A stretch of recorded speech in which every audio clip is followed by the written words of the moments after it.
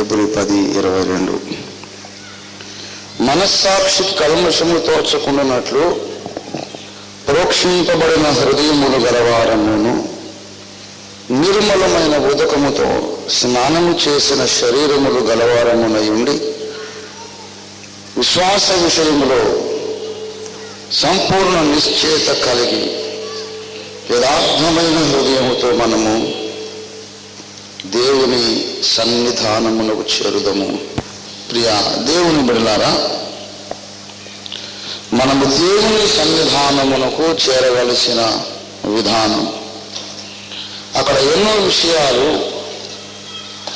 చెప్పబడి ఉన్నవి.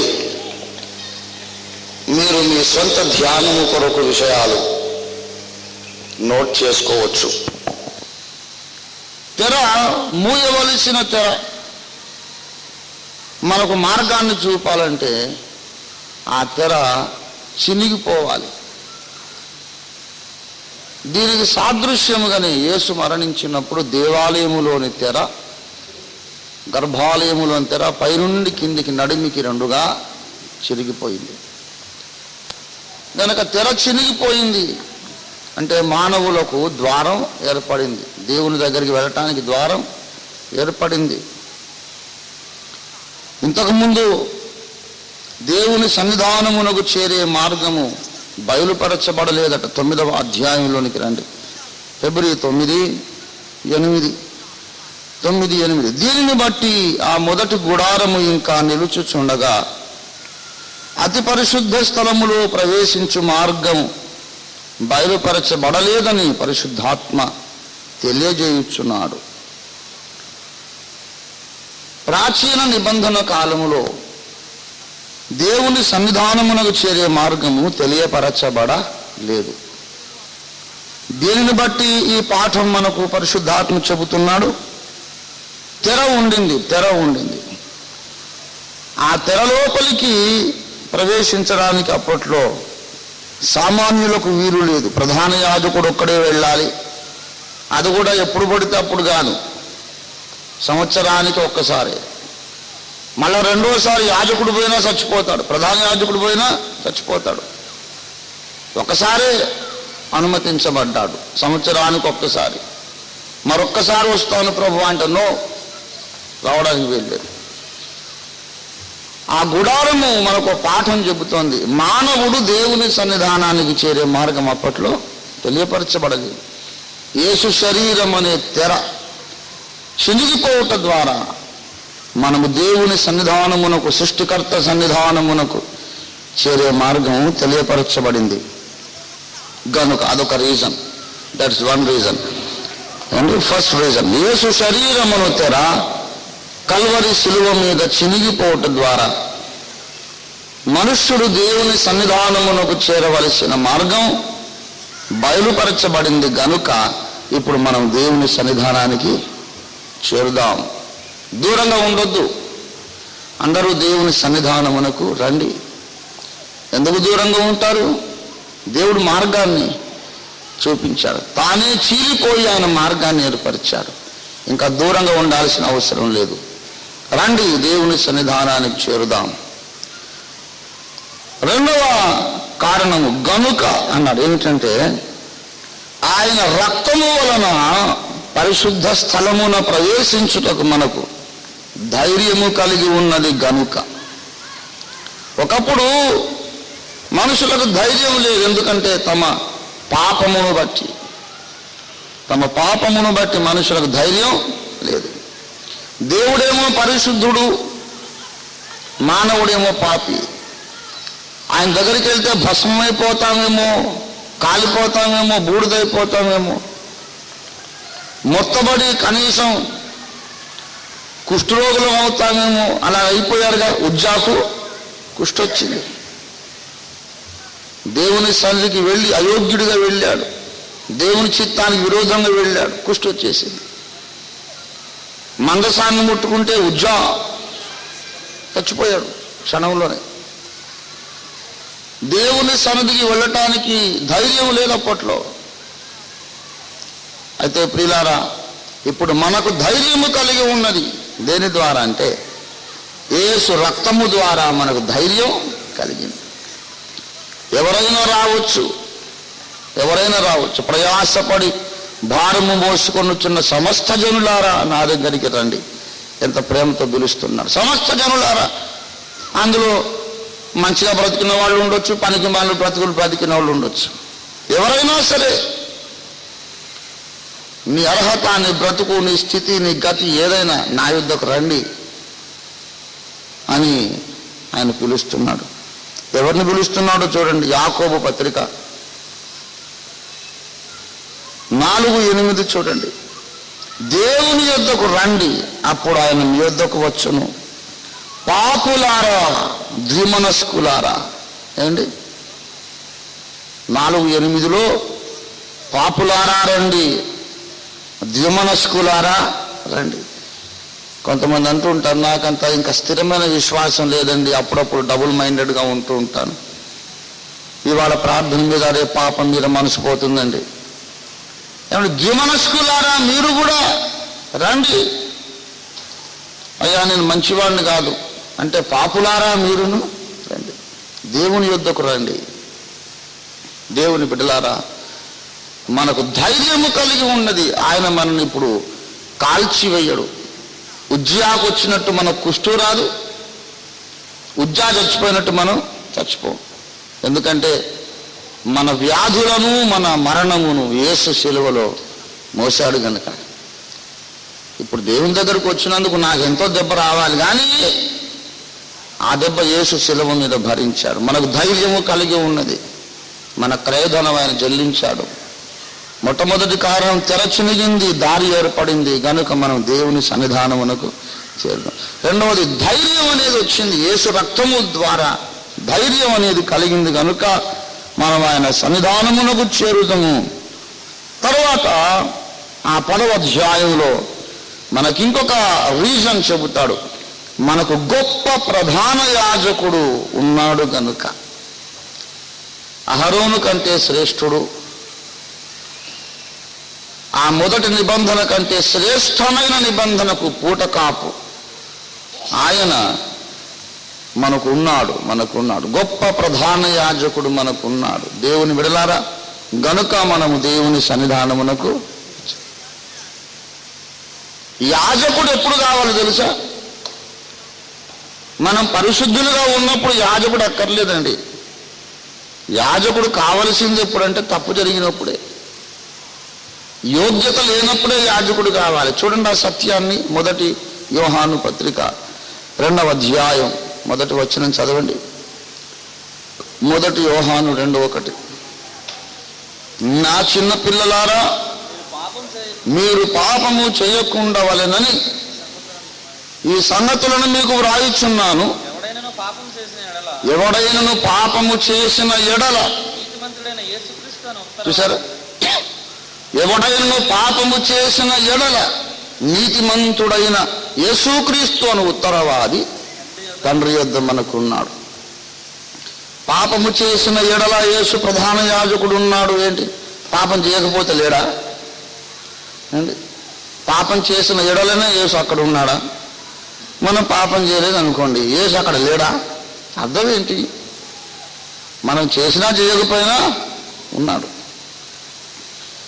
కానీ ఆయన ప్రధాన యాజకత్వ పదవి అనేది తొట్రుపాటు బలహీనతలు కలిగిన మనుషులకు పరిచర్య చేయడానికి, కాపాడడానికి, వారిని దేవుని దగ్గరికి ధైర్యంగా తీసుకురావడానికే ఉద్దేశించబడింది. దేవుని బిడలారా, యాజకుడు ఉన్నాడు. మొట్టమొదటి కారణం మార్గం ఏర్పడింది కనుక దేవుని సన్నిధికి వద్దాం. మార్గమే కాదు, ధైర్యం కూడా ఏర్పడింది. మూడవది, యాజకుడున్నాడు. డిఫెన్స్ లాయర్ ఉన్నాడు. ప్రాసిక్యూషన్ వారు మన మీద నేరం మోపచ్చు. మన తరఫున వకాల్తా పుచ్చుకొని నో నా క్లయింట్ మంచివాడు, నీతిమంతుడు అని వాదించడానికి ఈ విశ్వం యొక్క సుప్రీంకోర్టులో మన మీద ప్రాసిక్యూషన్ వారు నేరారోపణ చేస్తున్నప్పుడు మనకు ఒక డిఫెన్స్ లాయర్ ఉన్నారండి. ఎవరు ఆయన అంటే, ఎవరి ద్వారా సకల ప్రపంచములు కలిగెనో ఎవరి మాట చేత ప్రపంచములు నిర్మాణమై నిర్వహించబడుచున్నవో ఆయనే నా తరఫున నీ తరఫున డిఫెన్స్ లాయర్. ఆయన నిలబడ్డాడంటే ఇంక అవతల ప్రాసిక్యూషన్ నోరు మూసుకోవాల్సిందే. అందుచేత మనం ఇప్పుడు ఏం చేద్దామంటే దేవుని సన్నిధికి దూరంగా ఉండదు. ఇప్పుడు దూరంగా ఉన్నవాడు ఒకటి తెలివి తక్కువ అన్నమాట. There is no reason for you to stay away from God. దేవునికి దూరంగా ఉండటానికి ఎట్టి కారణం లేదు. మనం దగ్గరకు వద్దాం, దేవుని దగ్గరకు వద్దాం. ఎందుకు రావాలో ఇప్పుడు రమ్మన్న పిలుపు కారణం ఏంటో చెప్పాడు 19, 20, 21 వచనాల్లో.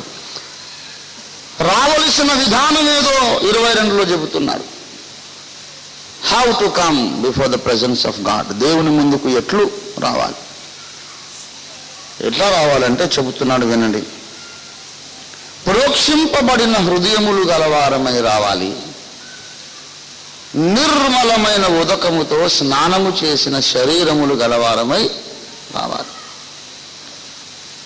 కడుగబడవలసిన భాగములు మన వ్యక్తిత్వ భాగాలు 2. మనలోని 2 భాగాలు కడుగబడాలి. అంటే కడుగబడవలసినవి వస్తువులు 2. వాటిని కడగడానికి దేవుడిచ్చినటువంటి శుద్ధీకరణ క్షారములు, క్లెన్సింగ్ ఏజెంట్స్ 2. మనలో ఏమేమి కడగబడాలంటే హృదయాలు కడగబడాలి, శరీరాలు కూడా కడగబడాలి. రెండిట్లో పరిశుద్ధత ఉండాలి. దేవుడు హృదయమును లక్ష్య పెట్టువాడు కనుక శరీరంతో ఏం చేసినా పర్వాలేదు అనుకునే పనికి మాలిన బోధ ఒకటి ఉంది. అట్లా కుదరదు. అదేంటి? శరీరము జారత్వము కొరకు కాదు, ప్రభు నిమిత్తమే అన్నాడు. అలా చెప్పే బోధకులు కూడా ఉన్నారు. ఏం పర్లేదు, కృపాకాలం ఏం చేసినా. ఈ కృపాకాలంలోనే ఒక దెబ్బకు పడి చచ్చాడు అననీయ, సభ్యుల. కృపాకాలం కాదు, శిలువ యజ్ఞం తర్వాతే, పెంతెకోస్తు పండుగ తర్వాతే అండి. పెంతెకోస్తు అయిన తర్వాతనే హేరోదు దేవునిని మహిమ పరచనందున, దేవునికి చెల్లవలసిన మహిమ చెల్లించనందున పురుగులు పడి ప్రాణం విడిచాడు. అది కృపాకాలమే. అట్లాంటి ఆశయం పెట్టుకోదు. కృపాకాలం కనుక పాపానికి లైసెన్స్ దొరికింది అనేది ఏం లేదు. మరింత కఠినమైన శిక్ష. దేవుని బిడ్డలారా, ఆ అజ్ఞాన కాలములను దేవుడు చూచి చూడనట్టు ఊరకుండను అంటే ఈ కాలములు అట్లు ఊరకుండడు అని అర్థం చేసుకోవాలి. అప్పుడు ఊరకుండను అంటే అర్థం ఇప్పుడు ఊరుకోడు. ఎందుకంటే ఇది అజ్ఞాన కాలం కాదు. ప్రతి ఒక్కడు ప్రసంగికుడు అయిపోయినాక ఇంకా ఊరుకోవడం ఏంటి? గనుక దేవుని బిడ్డలారా, ప్రభువు దగ్గరికి వచ్చేటప్పుడు మన హృదయములు పరిశుద్ధంగా ఉండాలి, మన శరీరములు కూడా పరిశుద్ధంగా ఉండాలి. విశ్వాసులలో 2 రకాల బుద్ధిహీనత ఉంది. ఒక రకం బుద్ధిహీనుడేమో హృదయము పరిశుద్ధంగా ఉంటే చాలు, శరీరంతో ఏం చేసినా పర్వాలేదు అనుకునే బుద్ధిహీనుడు. 2వ రకం బుద్ధిహీనుడు ఉన్నాడు. వాడు శరీరముతో పాపము చేయకుండాతోనే సంతృప్తి చెందుతాడు. He's content, he's satisfied by a pure life in the physical body, a pure conduct. శరీరంతో వ్యభిచరించడు, శరీరంతో నాలుకతో అబద్ధం ఆడొద్దు, అన్నీ సత్యమే చెప్పాలి అని కొంత నిష్ఠగా కొందరు ఉంటారు. వాడు బుద్ధిహీనుడే. అవును, ఆ శరీరంతో నువ్వు నరహత్య, వ్యభిచారం, దొంగతనం చేయలేదు, అంత మాత్రం పరిశుద్ధుడా? హృదయము కూడా పరిశుద్ధంగా ఉండాలి. 2వ కొరింథీ పత్రిక 7వ అధ్యాయం చూడండి. 2వ కొరింథీ 7. కాబట్టి నా ప్రియులారా, ప్రియ సహోదరులారా, మనకు ఈ వాగ్దానములు ఉన్నవి కనుక దేవుని భయంతో మన పరిశుద్ధతను సంపూర్తి చేసుకొనుచు, దేవునికి స్తోత్రం, శరీరమునకును ఆత్మకును అంటిన సమస్త కల్మషము నుండి, ఓ దేవునికి మహిమ, హల్లెలూయా, మనలను మనమే పవిత్రులుగా చేసుకుందాం. ఎక్కడెక్కడి నుంచి పరిశుద్ధపరచుకోవాలి? శరీరానికి అంటిన కల్మషం, ఆత్మ కంటిన కల్మషం, ఆత్మకున్నది కల్మషం, అది కూడా పోవాలి. అప్పుడే దేవుని సన్నిధికి మనం చేరి ఫలము, ఆశీర్వాదం పొందగలం. దేవుని బిడ్డలారా, కొంతమంది క్రైస్తవ సహోదరులు ఎందరో నేను చూశానండి. కొంతమంది ఏమో సంఘాల్లో సభ్యులుగానే ఉంటారు కానీ తాగుడు మానరు. క్రైస్తవుడే క్రిస్మస్ పండుగ అన్ని పండుగలు ఉంటాయి కానీ సిగరెట్ మానడు, చుట్ట మానడు. అదో రకమైనటువంటి మూర్ఖత. ఏమయ్యా సిగరెట్ ఎందుకు తాగుతున్నావు అంటే తాగొద్దని బైబిల్లో ఎక్కడుంది అంటాడు. అంటే బైబిల్ అంతా చదివాడంట పాపము, సిగరెట్ తాగొద్దని ఎక్కడ కనబడలేదంట, అందుకే తాగుతున్నాడంట పాపం. ఎంత యోగ్యుడో చూడండి. ఏమండి సిగరెట్ ఒక ఆయన ఉండి, ఎందుకయ్యా నువ్వు ఆ బ్రాండీ తాగుతున్నావు అంటే, తాగడం ఆయన తప్పైతే కానా వివాహంలో యేసుప్రభు ఎందుకు ద్రాక్షరసం చేశాడు అంటున్నాడు. ఏమండి ఇదంతా ఈ తెలివి ముదిరి పిచ్చి అవుతుంది అన్నమాట. ఏమండి ఆ మాటని నన్ను పెద్ద గెలిచేసినట్టు చూస్తున్నాడు. దేవుడు కానా వివాహంలో ద్రాక్షరసం ఎందుకు చేశాడు చెప్పు? అందుకే తాగుతున్నాను. మీరు ఎందుకు తాగొద్దు అంటున్నారు? యేసుప్రభు ద్రాక్షరసం చేశాడుగా, అది తప్పైతే చేయకపోయేవాడు కదా అంటున్నాడు. నేనన్నాను, ఒక పిచ్చోడా, యేసుప్రభు చేసింది తాగొద్దని ఎవరన్నారు? యేసుప్రభు చేసింది దొరికితే నువ్వు తాగు, నాకు కూడా కాస్త తెచ్చిపెట్టు. ఇది మనుషులు చేసింది కాబట్టి తాగొద్దు అంటున్నామని చెప్పి. యేసుప్రభు చేసింది అయితే తప్పకుండా తాగు. కొంతమందికి పర్లేదని చూడండి, పశ్చాత్తాపమున్నా ఉండాలి. నేను చెప్పేది ఏంటంటే, తప్పు చేస్తే అది వేరు, కానీ సమర్థింపు అనేది ఎప్పుడూ మంచిది కాదు. తప్పు చేయని మానవుడే లేడు. యాకోబు అంటాడు, మనం అనేక విషయములలో తప్పిపోవచ్చును. మనం పాపము లేదని చెప్పుకుంటే మనల్ని మనమే మోసగుతాం. అది నేనైనా, నువ్వైనా, ఆఖరి యాకోబైనా, యోహానైనా, అపోస్తలులైనా ఆ మాట కిందకు వచ్చారు. నాలో ఏ తప్పు లేదు అని విరవీగాడంటే వాడు ఒట్టి బుద్ధిహీనుడు, తమ్మును తామే మోసం చేసుకున్నట్టు. నేను చెప్పేది ఏదో ఫారిసైయిక్ టీచింగ్ కాదు, ఏదో మనం నీతిమంతులు, నేను నీతిమంతుడి అని కాదు. నేను చెప్పేది ఏంటంటే, సమర్థన మంచిది కాదు. తప్పు చేశాడు, దానికి ఏం చేయాలి? వాడు విచారపడి, అన్నయ్య నా కొరకు ప్రార్థన చేయండి, నేను దాన్ని జయించడానికి ప్రయత్నం చేస్తాను అనాలి కానీ దానికి వచనం ఎత్తి దాన్ని మళ్ళీ సమర్థించుకోవడం పాపాన్ని. దేవుని బిడ్డలారా, సంఘములో ఉంటూ శరీర సంబంధమైన పాపాలు చేసే క్రైస్తవులు కొంతమంది,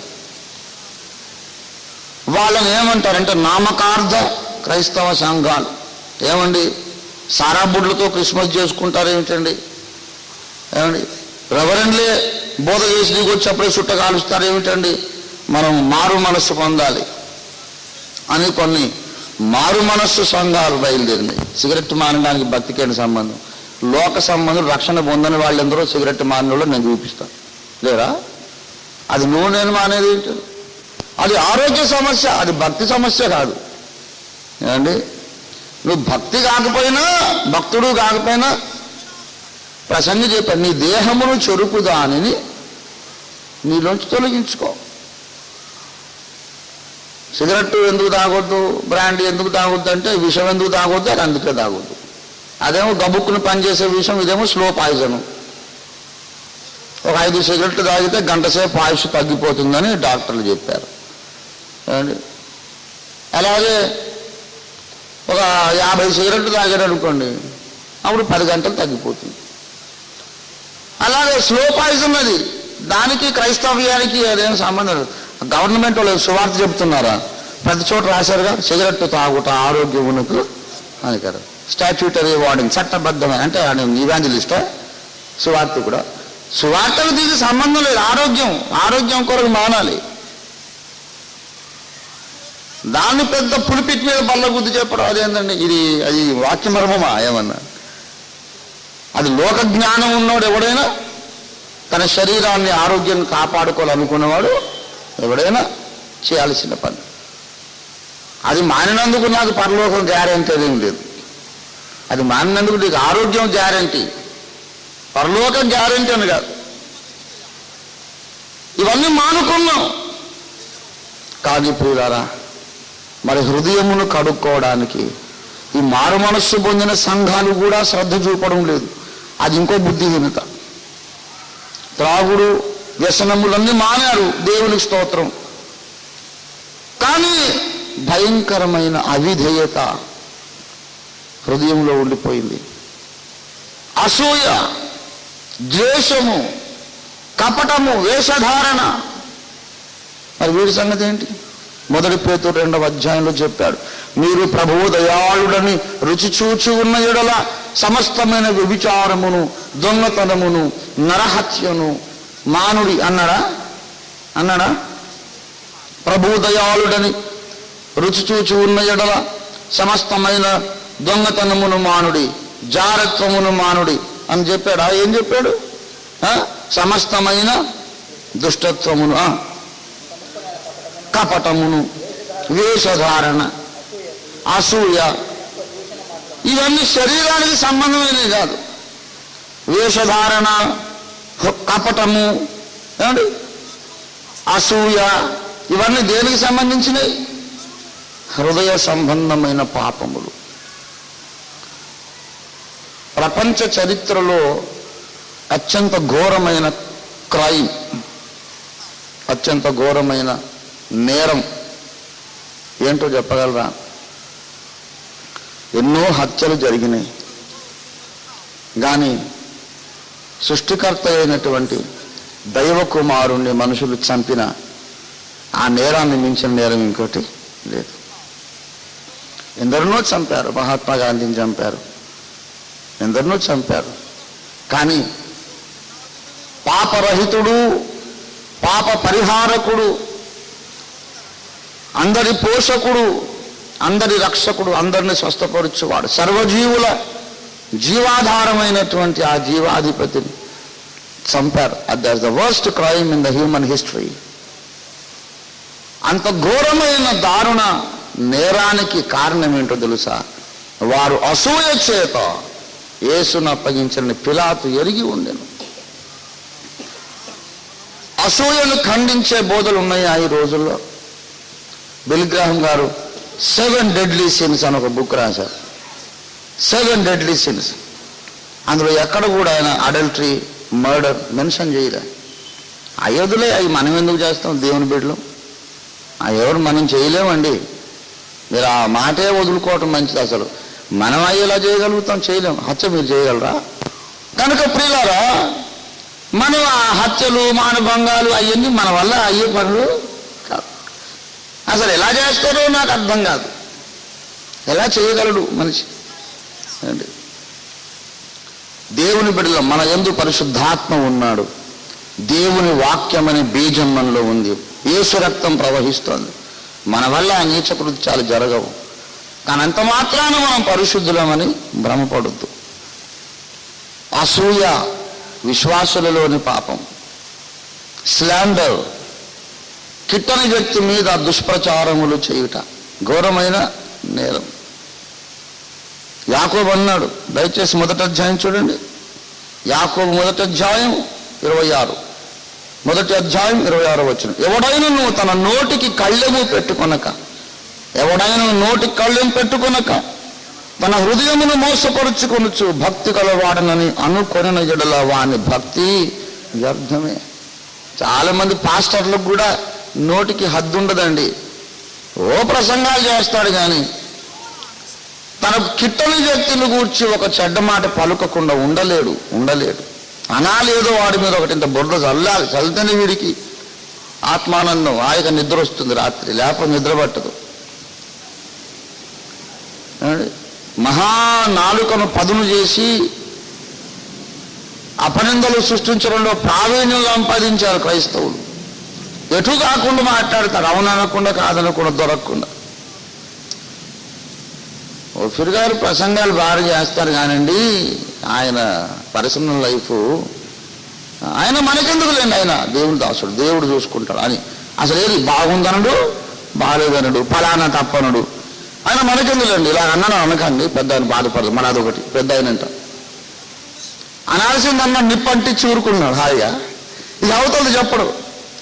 అవతల వాళ్ళకేమో పెద్ద క్యూరియాసిటీ, అన్నం సహించదు, నిద్ర రాదు. ఏంటది అంతా బాగుంటుంది కానీ అన్నాడే, ఏంటబ్బా ఏంటబ్బా ఏంటబ్బా. ఇక వాడికి అది తెలుసుకున్నదాకా మనశ్శాంతి ఉండదు.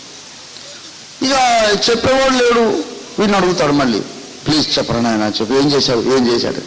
మనకెందుకు మన అట్టని మాట్లాడు దేవుని బిడ్డలో. అప్పుడు గుర్తొచ్చింది వాడికి. ఇక వాడు ఒంటరిగా ధ్యానం చేసి కొన్ని ప్రత్యక్షతలు పొందుతాడు. ఆయన చెప్పలేదు కదా కనుక వాడు సొంతగా కొన్ని కల్పించి దానికింత మసాలా పూసి ఆ పక్కోడికి చేరేసింది. అది నెమ్మది ఉండదు. ప్రసవ వేదన పడుతున్నటువంటి తల్లి బిడ్డ బయటపడితేనే కానీ ఆమెకు నొప్పిపోదు. అలాగే వీడి కడుపులో రగులుతూ ఉంటుంది. ఏదో ఒకటి కలపాలి, చేరేయాలి. ఏమండి ఓషుడిగా ఎంత బాగానే ఉంది కానీ అయినా మనకెందుకులే, ఏంటో ఏదో ఉంది లేకపోతే అట్లాగా అన్నాడు. ఆఖరికి ఏదో ఒకటి చెప్పాలి. తాగుతాడేంటండి, ఒక పెద్ద వేసుకుందే బోధ రాదంట ఓషుడి గారికి. నేను విన్నానండి, ఆయన దగ్గర చెప్పారు. ఇక అవతల వాడు దానికి ఇంకా కాస్త ఈ ఒకటి పోయి ఆఖరి రూపాంతరమై చాలా భయంకరమైన కేసు తయారవుతుంది. ఈ పాపం చేసిన వాళ్ళందరూ ఎవరండి? విశ్వాసులే కానీ అవిశ్వాసులు కాదు. యాకోబు పత్రిక 3వ అధ్యాయం చూడండి, ఏమండి 6వ వచనం 3:6. నాలుక అగ్నియే, నాలుక మన అవయవములలో ఉంచబడిన పాప ప్రపంచమై సర్వ శరీరమునకు మాలిన్యము కలుగజేయచ్చు. చూసారా, నాలుకను అన్యాయంగా వాడినప్పుడు నీకు ఎక్కడ మాలిన్యం కలుగుతుంది? సర్వ శరీరమునకు మాలిన్యం. ఏదో నాలుకగా నరం లేదు, ఎటుపడితో తిప్పొచ్చు, మాటలు మార్చవచ్చు, ఏదైనా అనేసి ఖర్చు అవ్వదు అని నిర్భయంగా నీవు అడ్డగోలుగా నీ నాలుకను వాడితే నీ తల మొదలు అరికాల వరకు నువ్వు కలుషితమైపోతున్నావు దేవుని దృష్టిలో. సర్వ శరీరమునకు మాలిన్యం కలుగజేయచ్చు. ప్రకృతి చక్రమునకే చిచ్చు పెడుతోందంట. దానికి దేవుడు విధించిన శిక్ష ఏంటంటే తుదకు అది నరకము చేత చిచ్చు పెట్టబడును. ఈ నాలుక క్రమము లేని నాలుక,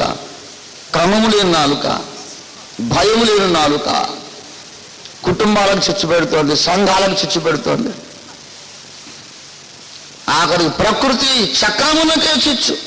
నాలుక ప్రకృతి చక్రమునకే చిచ్చు పెట్టు. ఆఖరికి దేవుడు దానికి నరకపు అగ్నితో చిచ్చు పెడతాడంట.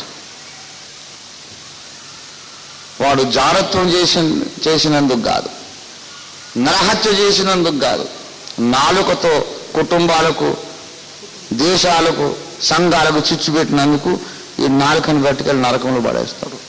దేవుని బిడ్డలారా, నాలుకకు నరకము చేసి చిచ్చు పెట్టామంటే వీడు మొత్తం శాల్తి మొత్తం అక్కడే నాలుగు ఒకటే కోసుకుపోయి నరకంలో ఏడుగా అని మొత్తం అందులోనే వేస్తాడు. కనుక ప్రియులారా,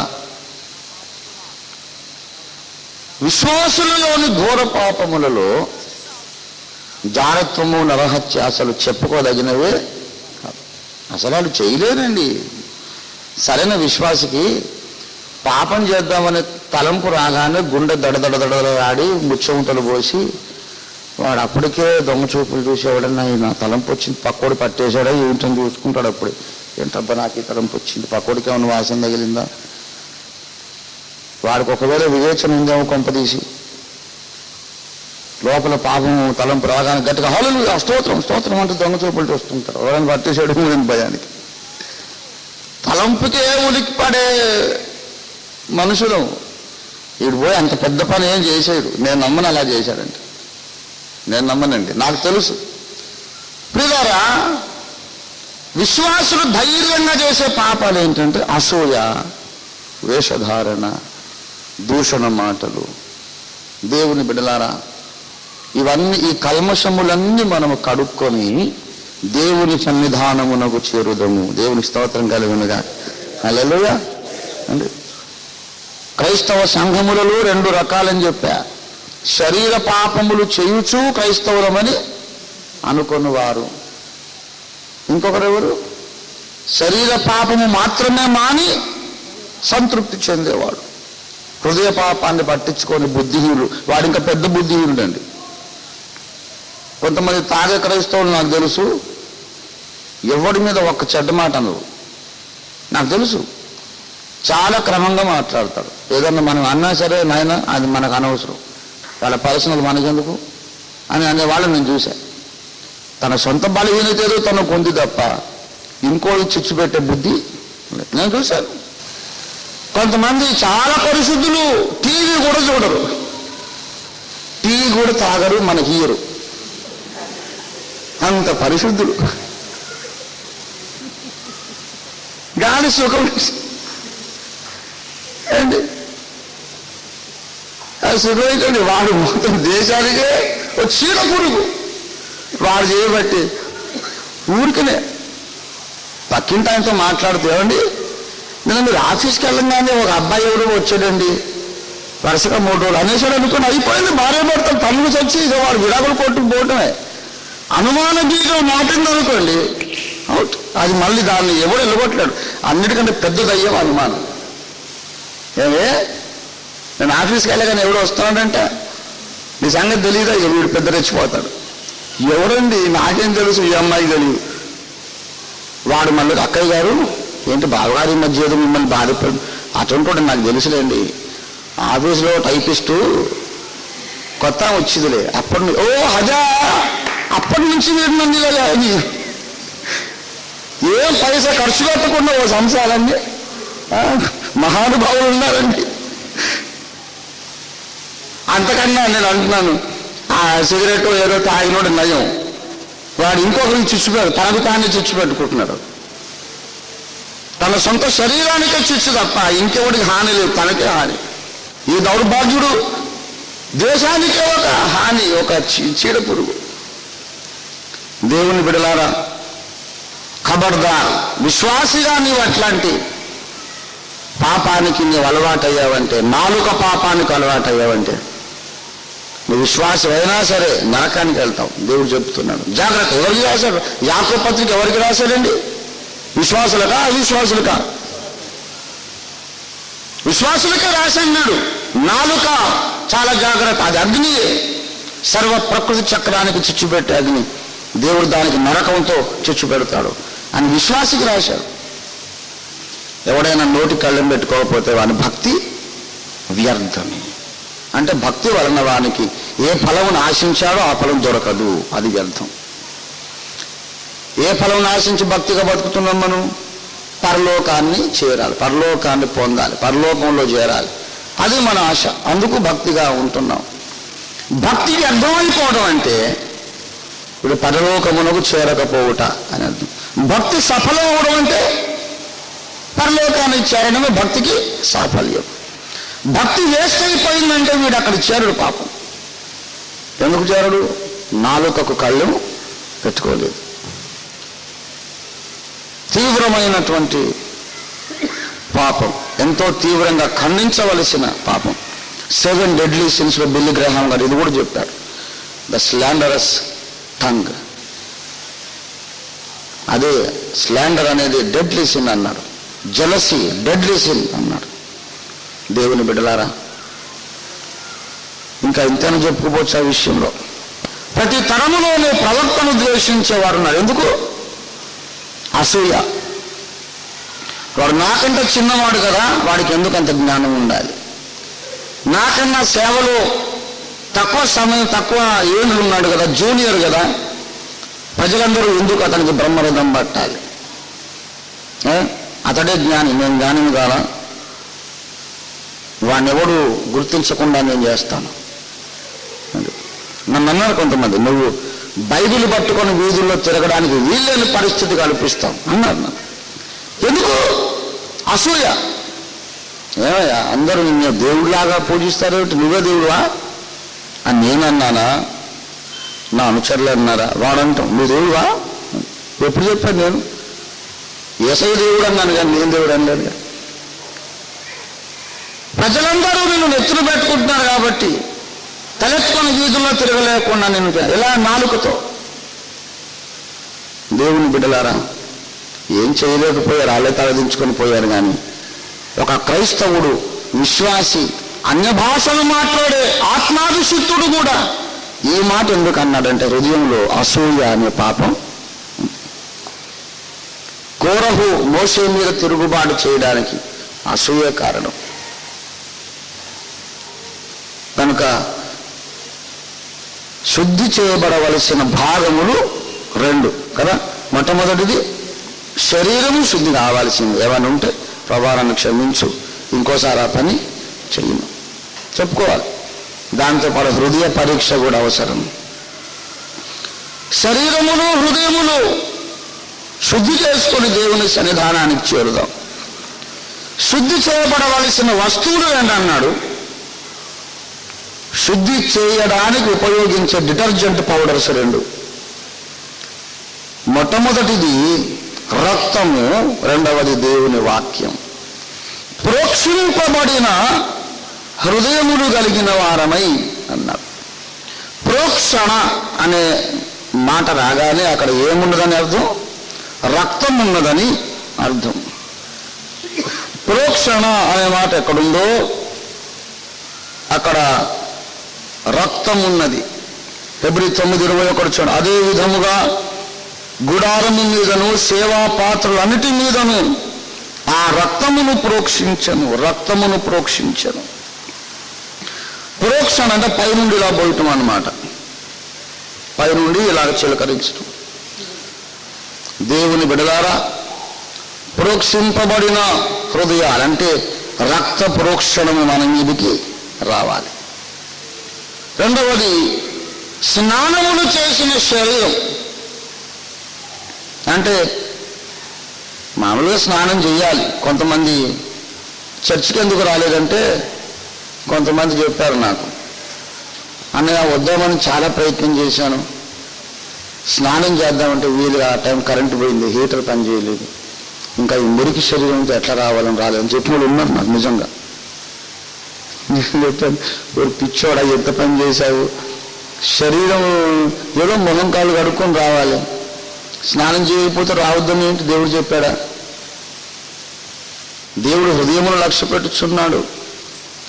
ఏమంటే స్నానానికి భక్తికి సంబంధం ఏంటి? కొంతమందికి అదొక పిచ్చితనం. శరీరంలో ఏదన్నా కొంచెం అస్వస్థత, లేకుంటే ఏదన్నా కొంచెం అపవిత్ర, శరీరంలో కొంచెం మురికి ఏదన్నా ఉందనుకోండి, అది కారణం పెట్టి రారు. స్నానం చేయాల్సిందే, మంచిదే. అది ఆరోగ్యానికే చెప్పాను కదా. స్నానం దేనికి మంచిదంటే ఆరోగ్యానికి మంచిది, కానీ అది పరలోకానికి అదే క్వాలిఫికేషన్ కాదు. ఎవడైనా మనతో మాట్లాడాలంటే మన శరీరం దుర్గంధం వెదజల్లకుండా ఉండాలి, శుభ్రంగా ఉండాలి. ఉంటే చర్మ రోగాలు రావు, కొన్ని జబ్బులు రావు. ఆరోగ్యం కొరకు స్నానం మంచిది, కానీ ఏమంటే దేవుడు కోరేది ఈ శుభ్రతే కాదు, నిర్మలమైన ఉదకము అన్నాడు కదా. నిర్మలమైన ఉదకం. నిర్మలమైన ఉదకం అంటే ఆ నిర్మలమైన అనే మాట రాగానే దేవుని వాక్యమని ఉదకమని అర్థం. ఎఫెసీ పత్రిక 5వ అధ్యాయం 27వ వచనం. అటువల క్రీస్తు కూడా సంఘమును ప్రేమించి దాని కొరకు తన్ను తాను అప్పగించుకున్నాడు. ఎందుకు అప్పగించుకున్నాడంటే అది కళంకమైనను ముడతయైనను అట్టిది మరి ఏదైనను లేక పరిశుద్ధమైనదిగా నిర్దోషమైనదిగాను మహిమగల సంఘముగాను తన ఎదుట దానిని ఆయన నిలవబెట్టుకొనవలెనని వాక్యముతో ఉదక స్నానము చేత దానిని పవిత్రపరిచి పరిశుద్ధపరిచి. ఉదక స్నానం వాక్యముతో ఉదక స్నానము. ఉదకం అంటే జలము, నీరు.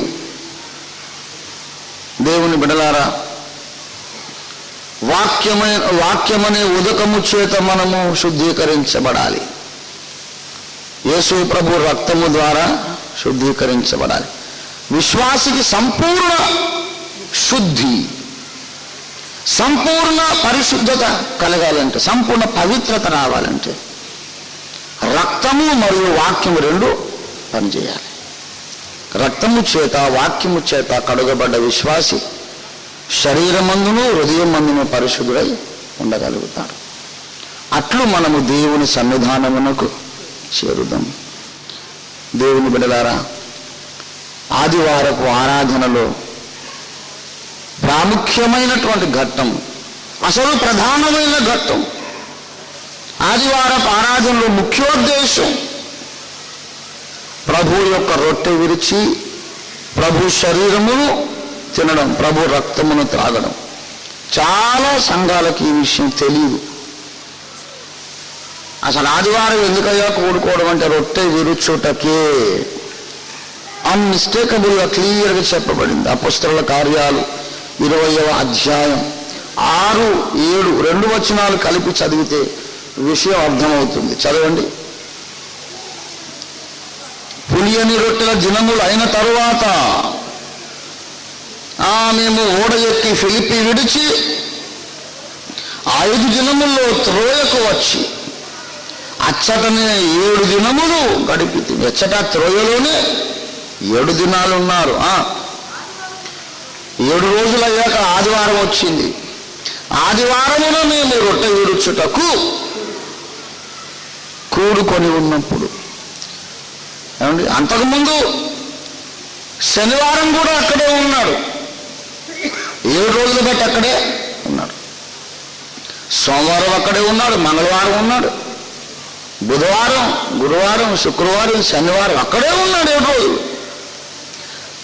ఆ 7 రోజులు చేయని ఒక పని ఆదివారం చేశాడు. పౌలు ఉన్నాడు అంటే ఎప్పుడు బైబిల్ క్లాసులు జరుగుతూనే ఉంటాయండి. ఇప్పుడు నేనుంటేనే జరుగుతూనే ఉంటాయి, నాన్ స్టాప్. ఎక్కడ ఉంటే అక్కడ జరుగుతాను. ఎవరో ఒక ప్రశ్న అడగడం, సమాధానం చెప్పడం, ఉపదేశం చేయటం.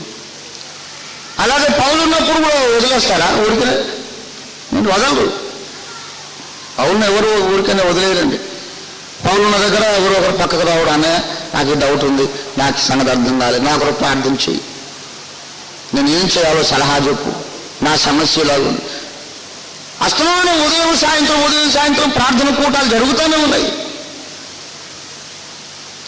అన్ని ప్రార్థన కూటాలు వేరు, ఆదివారము సమాజ కూటం వేరు. సోమవారం, మంగళవారం, బుధవారం, లక్ష్మీవారం, శుక్రవారం, శనివారం కూడుకున్నారు, ప్రార్థన చేసుకున్నారు, బైబిల్ చదువుకున్నారు, డౌట్లు తీర్చుకున్నారు, ఉపదేశం అన్నీ ఉన్నాయి. కానీ లేనిది ఏంటంటే రొట్టె విరుచుట. Specially on Sunday they gathered with the very purpose of breaking the bread.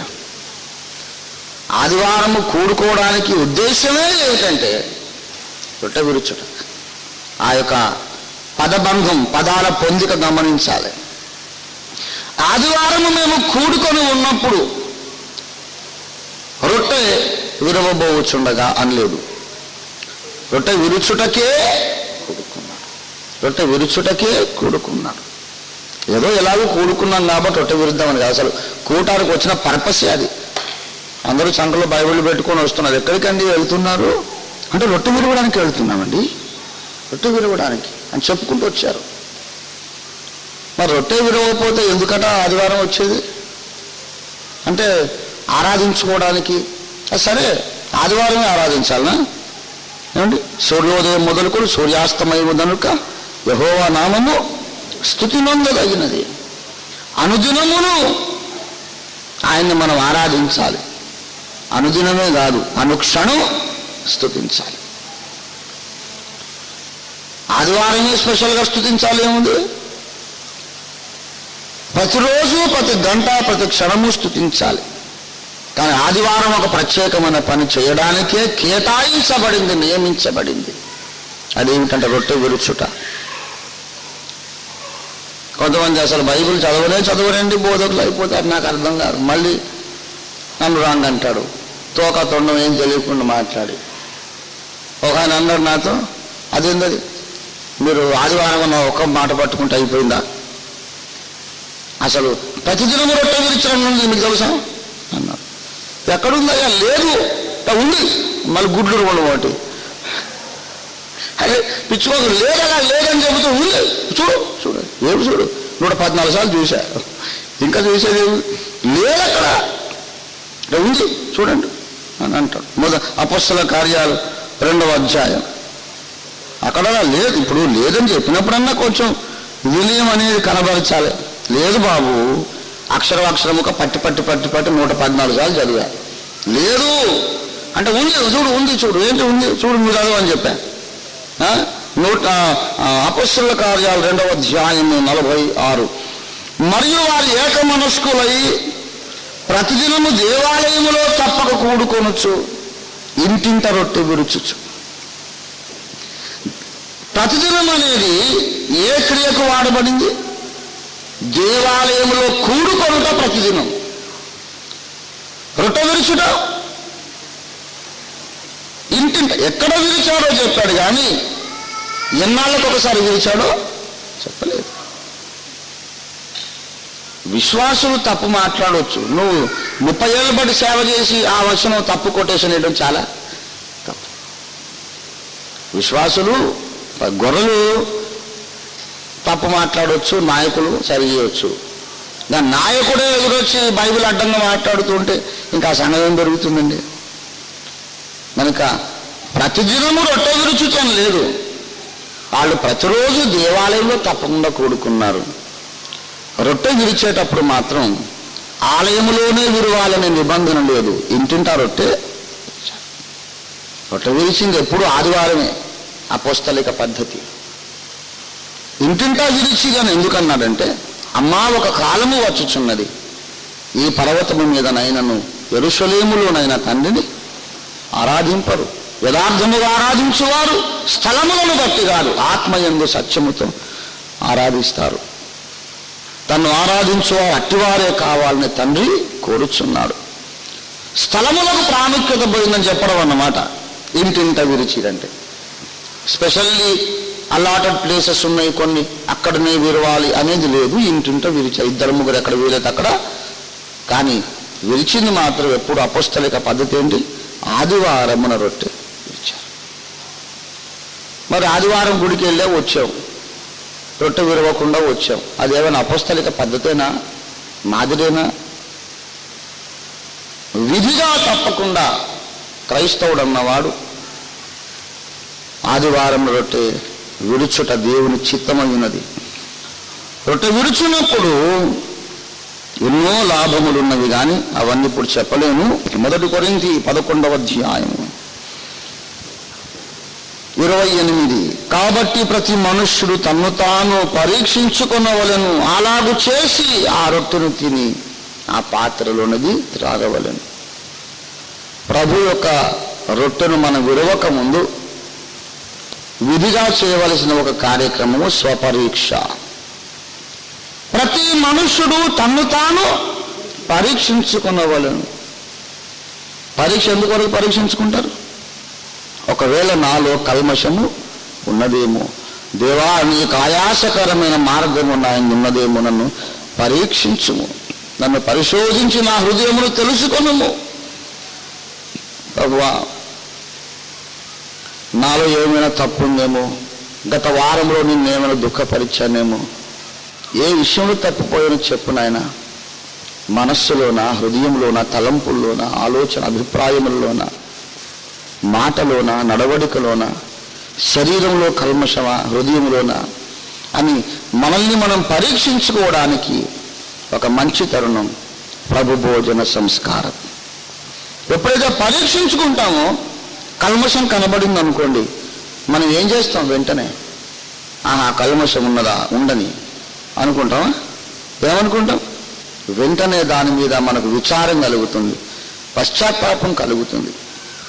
ఆ కల్మషాన్ని కడుక్కోవాలి అనే ఉద్దేశం కలుగుతుంది.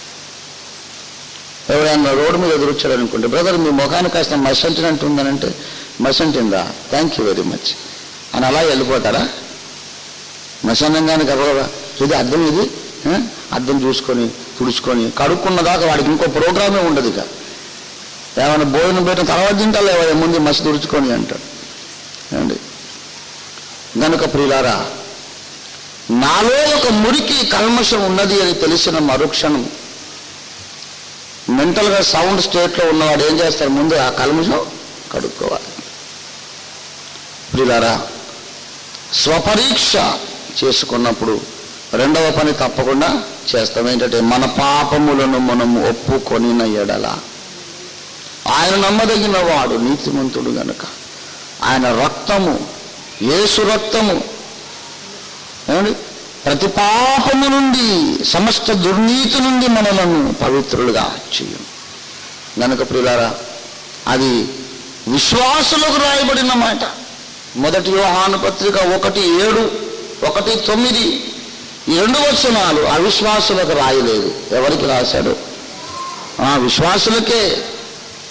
ముందు 3వ వచనంలో అంటాడు, మన సహవాసం అయితే తండ్రితో కూడాను ఆయన కుమారుడైన యేసుక్రీస్తుతో కూడాను ఉన్నది. మన సహవాసం అయితే ఎవరికి రాశాడు? 3వ వచనంలో పత్రిక దేవునితో సహవాసము కలిగిన విశ్వాసులకు రాశాడు. They are born again children of God. దేవునితో సహవాసము కలిగిన వాళ్ళకి రాశాడు. ఏమని? మనము పాపము లేని వారమని చెప్పుకుంటే మనల్ని మనమే మోసపుచ్చుకుందాం. దేవునితో సహవాసం ఉన్నవాడు మళ్ళీ పాపం చేయడం ఏంటి? అంటే శరీర పాపం చేయడేమో, ఇతరత్ర ఉందేమో. అసలు ఆత్మీయ పాపాలు ఉన్నాయి. ఏమండి? ఆజ్ఞాతిక్రమమే పాపం. వ్యభిచరించకూడదు అనే ఆజ్ఞ అతిక్రమిస్తే పాపం. మరి విసుగక నిత్యము ప్రార్థన చేయుడి అనే ఆజ్ఞ అతిక్రమిస్తే పాపం కదా. మీరు సనుగకుడి అంట ఆజ్ఞ మీరితే పాపం కదా. దేవుని మీద సనిగామనుకో, ఏ ఆజ్ఞను మీరుతున్నాం? సనుగకుడి అనే ఆజ్ఞను మీరుతున్నాం. ప్రార్థనలో మోకాళ్ళ మీద దైవ సన్నిధిలో గడపడానికి శ్రద్ధ చూపించలేదు అనుకోండి, ఎడతెగక ప్రార్థన చేయుడి అనే ఆజ్ఞను మీరుతున్నాం. కనుక ఉల్లంఘించడం అంటే ఆ పదాజ్ఞను ఉల్లంఘించడమే కాదు పాపం అంటే. నిన్ను వలె నీ పొరుగు వాడిని ప్రేమించుము అనే ఆజ్ఞను కూడా ఉల్లంఘించిన అది పాపమే. లేని వార్తను పుట్టించకూడదు, అది ఆజ్ఞనే. దేవుని బిడ్డలారా, ఏ ఆజ్ఞను మీరి మనం పాపులమైతిమో, నిరహత్య వ్యభిచారం అయి లేకపోయినంత మాత్రాన ఆజ్ఞాతిక్రమము చేయలేదని కాదు. సువార్త ప్రకటించుడే అన్నాడు. ప్రతి క్రైస్తవుడు సాయశక్తుల తనున్న పరిధిలో సువార్త ప్రకటించడానికి ప్రయాస పడాలి. సువార్త ప్రకటన పట్ల శ్రద్ధ లేకుండుట పాపం. దేవునికి ఇవ్వవలసిన 10వ భాగము దొంగిలవద్దు అన్నాడు. దొంగిలవద్దు అంటే ఊళ్ళో వాళ్ళ దగ్గర దొంగతనం మానేశాం. డైరెక్ట్గా యేసయ్య జేబు కొట్టడానికి నేర్చుకున్నారు. ఏమండి? బస్టాండ్లో జేబులు కొట్టడం మానేశాడు, యేసయ్య జేబు కొడుతున్నాడు. నరుడు దేవుని వద్ద దొంగిలించిన మీరు నా యొద్ద దొంగిలిద్దరు. కనుక ప్రియులారా, 10వ భాగం ఎగవేయుట పాపము, అనుదినము ప్రార్థించకపోవుట పాపము, వాక్యము ధ్యానించకపోవుట పాపము, సువార్త పనులు ప్రయాసపడకపోవుట పాపము. 2 పాపాలు ఉన్నాయి. అదొకటి చేయకపోతే నేను చాలా పరిశుద్ధుని అనుకోవడం ఒకటి మూర్ఖత్వం. దేవుని బిడ్డలారా, మనల్ని మనం పరీక్షించుకొని ప్రభువా నన్ను క్షమించమని ప్రార్థన చేయాలి. శరీరములో, తర్వాత ఆత్మలో హృదయములో ఉండే సమస్త కల్మషాన్ని వాక్యమనే ఉదకము ద్వారా, యేసు ప్రభు యొక్క రక్తము ద్వారా మనం కడుక్కొని పవిత్రులమై దేవుని సన్నిధానమునకు చేరుదాం. దేవుని స్తోత్రం కలుగును గాక. హల్లెలూయా, హల్లెలూయా. కనుక విశ్వాసి ఆత్మలో స్నానం చేసే శుభ గడియ ప్రభు భోజన సంస్కారం. వారమంతా నిర్లక్ష్యంగా గడిపిన వాడైనా ప్రభు బల దగ్గరకు వచ్చి చచ్చినట్టు స్నానం చేయాలి. ఎందుకు? అయోగ్యముగా ఎవడు ఈ రొట్టెని తినును లేక ఈ పాత్రలోని త్రాగును, అతడు ప్రభు యొక్క రక్తమును గూర్చి అపరాధియగును. అయోగ్యముగా ప్రభు యొక్క బలలో పాలు పొందితే యేసును చంపిన నేరం వాడి మీదకి వస్తుంది. అయోగ్యముగా ఎవడు ఈ బల్ల సంస్కారములో పాలు పొందును అతడు తనకు శిక్షావిధి కలుగుటకే అలాగూ చూస్తున్నాడు. ప్రభుభోజన సంస్కారం అంటే ఏదో బిస్కెట్ తిన్నట్టు తినకూడదండి. సాక్షాత్తు మనం ప్రభు యొక్క శరీరమే తింటున్నామని వివేచించాలట. 1 కొరింథీ 10వ అధ్యాయం 16 చూడండి. 1 కొరింథీ 10:16 మనము దీవించు ఆశీర్వచనము పాత్రలోనిది త్రాగుట క్రీస్తు రక్తములో పాలు పుచ్చుకొనుట ఒక సూచన అయి ఉన్నది కదా అనుందా. మనము విరుచు రొట్టె తినుట క్రీస్తు శరీరములో పాలు పుచ్చుకొనుటకు సాదృశ్యమై ఉన్నది కదా అనుందా. ఉందా? ఏముంది? క్రీస్తు శరీరములో పాలు పుచ్చుకొనుట ఏ కదా. సాదృశ్యాలు పోలికలు కాదు ఇక్కడ. సరైన విశ్వాసముతో పాలు పొందితే it is nothing but eating the very flesh of Jesus Christ. అదేంటండి మీరు కాథలిక్ కోడ్ చెప్పినట్టు చెబుతున్నారు, నేను కాథలిక్ కోడ్ చెప్పినట్టు చెబుతున్నానా, ప్రొటెస్టాంట్ వాళ్ళలాగా చెబుతున్నానా అని వీళ్ళతో పోల్చుకోవడం నా పని కాదు. పౌలు చెప్పినట్టు చెప్పాలంతే. దేవుని స్తోత్రం కలుగును గాని. దేవుని బిడలారా, పౌలేమన్నాడు? మనము విరుచు రొట్టెలోనిది తినుట క్రీస్తు శరీరములో పాలు పుచ్చుకొనుట ఏ గల. మనము స్తుతించు దీవించు పాత్రలోనిది త్రాగుట క్రీస్తు రక్తములో పాలు పుచ్చుకొనుట ఏ గనక ప్రియుడా, అందుకే ఉన్న పాటున అయోగ్యంగా తినకూడదు, త్రాగకూడదు. సిద్ధపాటు లేకుండా ప్రభు భోజనంలో పాలు పొందకూడదు. అలా చేస్తే ఏం కలుగుతుంది? శిక్షావిధి.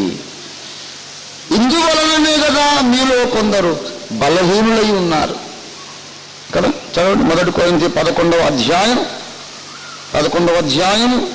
30. ఇందువలననే మీరు అనేకులు బలహీనులను రోగులునై ఉన్నారు. చాలామందా కొంతమంది? చాలామంది. ఈనాడు క్రైస్తవ సంఘములలోని బలహీనతలకు అన్నిటికీ ప్రధాన కారణం ప్రభుభోజన సంస్కారములో పద్ధతి ప్రకారం పాలు పొందకపోవడమే. ఆత్మలో బలహీనత. చిన్న శోధనతో తుసుకొని జారుతానే ఉన్నాడు. అసలు ఎందుకు? ఇది ప్రభు శరీరం అని గ్రహించక పాలు పొందినందుకు. యోగ్యముగా బలలో పాలు పొందకపోతే నీకు శరీరంలో బలహీనత కలుగుతుంది, ఆత్మలో కూడా బలహీనత. మరి యోగ్యంగా పాలు పొందితే ఆత్మలో బలం, శరీరంలో బలం. దేవుని స్తోత్రం కలుగును గాక. హల్లెలూయా, హల్లెలూయా. తర్వాత ఇంకోటి ఏమన్నాడు? బలహీనులు రోగులై ఉన్నారు. ఇంకా కొంతమంది ఏకంగా చచ్చిపోయారు. నిద్రించుచున్నారంటే చచ్చిపోయారు. దేవుడు చూశాడు.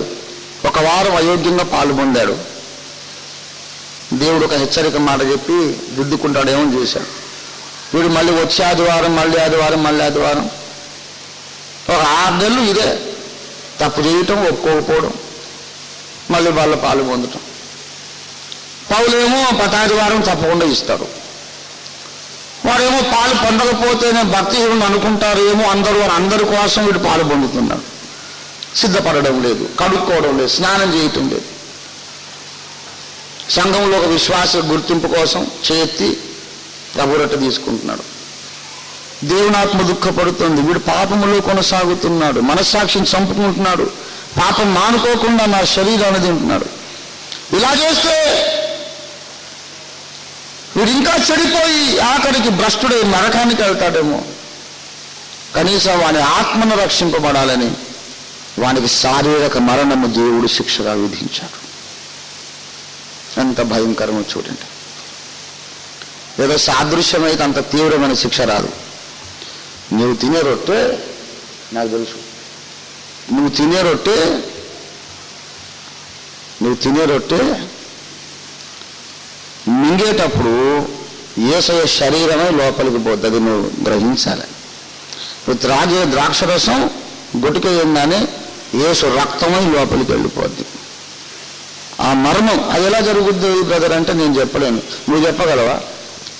అంత గంభీరమైన కార్యక్రమం కనుక క్రైస్తవుడు తప్పకుండా ఏం చేయాలి? తన్ను తాను కడుక్కోవాలి. కనుక ప్రియులారా, అందుచేతనే మనం ఇక్కడ కూడుకున్నాం. ఎందుకు కూడుకున్నాం? ఇవాళ స్తుతించుట ఆరాధించుట మంచిదే, అది సోమవారం కూడా చేయవచ్చు. ఆదివారం ఎందుకు చేసాం? ఇప్పుడు ఎందుకు వచ్చాం ఇక్కడికి? రొట్టె విరుచు. రొట్టె ఎందుకు విడవాలి?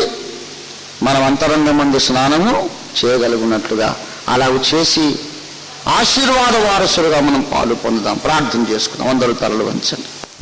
మనం పాలు పొందాలనుకుని హడావుడిగా ఆషామాషిగా నిర్లక్ష్యంగా ఏదో పాలు పొందేసేస్తే అది తప్పే, శిక్షావిధి కలుగుతుంది, దోషం అవుతుంది.